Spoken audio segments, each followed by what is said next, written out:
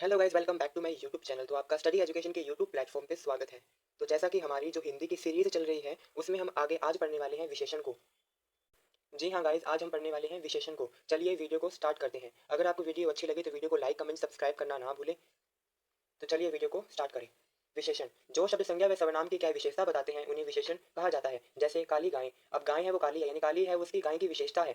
तो इस तरह क्या विशेषण का प्रयोग किया जाता है। विशेष्य जिन संज्ञा या फिर सर्वनाम शब्दों की विशेषता प्रकट की जाती है उन्हें विशेष्य कहा जाता है। जो भी संज्ञा और सर्वनाम शब्द होते हैं जिनकी विशेषता प्रकट की जानी होती है वो क्या है, विशेष्य होते हैं। और प्रविशेष्य जो पद विशेषण की विशेषता बताते हैं उन्हें क्या है, प्रविशेष्य कहते हैं। जैसे वह बहुत ईमानदार है, अब हम विशेषता किसकी बता रहे हैं, वह की, यानी ये हो गया हमारा विशेष्य।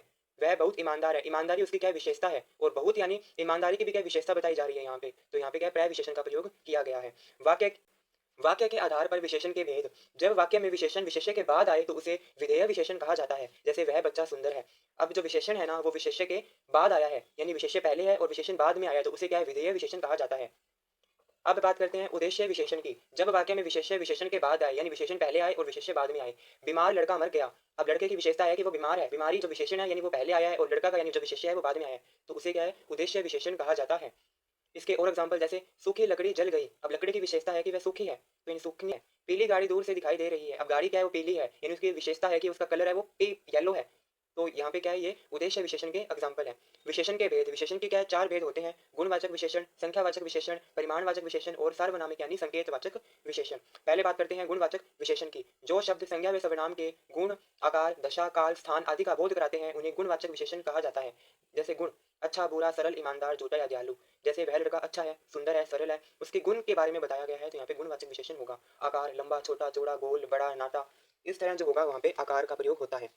रंग, रंग में पीला, हरा, लाल, एक गाड़ी का रंग था वो पीला था, यानी यहाँ पे गुणवाचक विशेषण का प्रयोग हुआ है। स्वाद, खट्टा है, मीठा है, कड़वा है, स्पर्श करने में वो कठोर है, मुलायम है, खुरदरा है, इस तरह। गंध, सुगंधित है, दुर्गंध है या फिर बदबूदार है। दिशा, उत्तरी, पश्चिमी, पूर्वी। दशा, नया, पुराना, पतला, ढीला, काल, प्राचीन, नवीन, आधुनिक और भावी। स्थान, ग्रामीण, भारतीय और जापानी। अवस्था, युवावस्था है, बूढ़ावस्था है, सहनशील है या फिर गंभीर है। ऐसे सब जो गुण, दोष, काल, स्थान आदि का जो बोध कराते हैं वहाँ पे गुणवाचक विशेषण होता है। अब बात करते हैं संख्यावाचक विशेषण की। संज्ञा या फिर सर्वनाम की संख्या संबंधी जो विशेषता का बोध कराते हैं उन्हें संख्यावाचक विशेषण कहते हैं। जो गिना जा सके ऐसी संख्या, ऐसी जो वस्तु, उसे संख्यावाचक कहते हैं। गिनी जाने वाली वस्तु के साथ संख्यावाचक विशेषण होता है, और जो गिनी ना जाए वहाँ पे परिमाणवाचक विशेषण होता है। अब थे संख्यावाचक विशेषण। संज्ञा फिर सर्वनाम शब्दों की संख्या संबंधी विशेषता का बोध कराते हैं, वहां पर विशेषण होता है संख्यावाची। इसके दो प्रकार हैं, निश्चयवाचक और अनिश्चयवाचक। निश्चयवाचक में होता है कोई निश्चित रकम का हमें क्या बोध हो, 10, आधा, 2 दर्जन, 10 रुपए, यानी कोई निश्चित वस्तु का या फिर किसी निश्चित जो चीज का हमें क्या बोध है। अनिश्चित संख्यावाचक यानी कुछ, थोड़ा, बहुत, काफी है, हजारों आदि, यानी यहाँ पे अनिश्चित संख्या है, तो वहां पे होगा अनिश्चित संख्यावाचक विशेषण। अब बात करते हैं परिमाणवाचक विशेषण। संख्या या फिर सर्वनाम शब्दों की नाप तोल संबंधी विशेषता को प्रकट करने वाले शब्दों को परिमाणवाचक विशेषण कहते हैं। इसके भी दो प्रकार होते हैं, निश्चय और अनिश्चय। निश्चय यानी जो निश्चित परिमाण का बोध कराए, 4 लीटर है, 10 किलो है, 15 ग्राम या फिर 10 एकड़, ये निश्चित परिमाण का बोध कराते हैं, तो यहाँ पे निश्चित परिमाणवाचक विशेषण कहते हैं। अनिश्चित परिमाणवाचक विशेषण ये अनिश्चित वस्तु का बोध कराते हैं, जैसे सारा, कुछ, थोड़ा, जरा सा या फिर ढेर सारा। इस तरह जो अनिश्चित परिमाण का बोध कराएं तो वहाँ पे अनिश्चित परिमाणवाचक विशेषण होता है। अब निश्चित परिमाणवाचक जो विशेषण होते हैं उसके कुछ प्रकार होते हैं, जैसे अपूर्णांक विशेषण, आधा या फिर पौना, क्रमवाची विशेषण, पहला, दसवां, जो क्रम से आए, पहला, दूसरा, तीसरा, चौथा, इस तरह।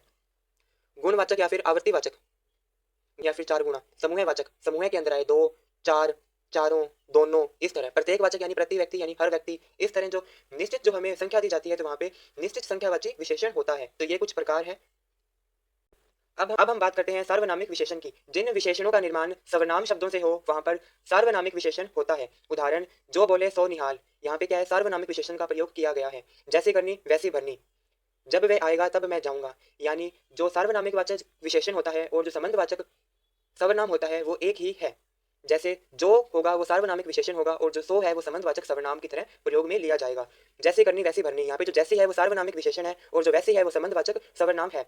अब बात करते हैं विशेषण की अवस्था की। विशेषण की तीन अवस्था होती है, मूलावस्था, उत्तरावस्था और उत्तमावस्था।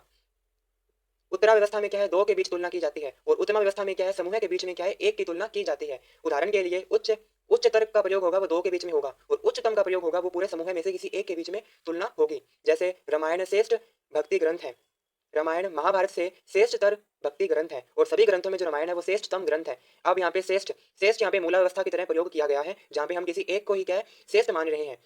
श्रेष्ठतर यानी यहाँ पे दो के बीच में तुलना की गई है, यानी रामायण एवं महाभारत से क्या है, श्रेष्ठतर भक्ति ग्रंथ है। और सभी ग्रंथों में क्या है, रामायण श्रेष्ठतम, यानी यहाँ पे सभी ग्रंथों में से किसी एक की तुलना की गई है, यानी समूह के बीच में से किसी एक की तुलना की जाए, वह व्यवस्था का प्रयोग है वो किया जाता है। जैसे श्रेष्ठतम यानी यहाँ पर क्या है, सभी जो ग्रंथों में से जो रामायण है वो क्या है, श्रेष्ठ ग्रंथ है, यानी श्रेष्ठतम ग्रंथ है। तो गाइस हमारा जो विशेषण टॉपिक है वो यहाँ पे कंप्लीट हो जाता है। अगर आपको वीडियो अच्छी लगे तो वीडियो को लाइक कमेंट सब्सक्राइब करना ना भूलें। धन्यवाद, मिलते हैं एक अगली वीडियो में।